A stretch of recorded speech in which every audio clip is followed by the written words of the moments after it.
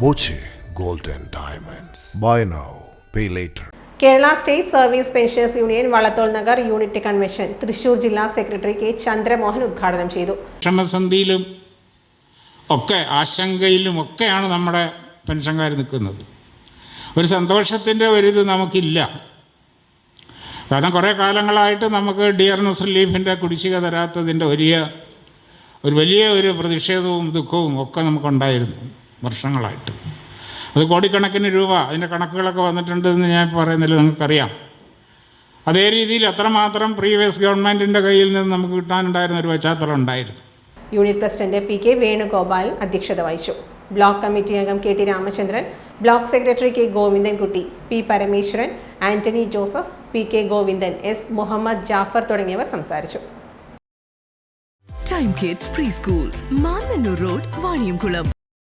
Dot view news. കാഴ്ചകളാണ് ലോകം, കണ്ടു തുടങ്ങുക.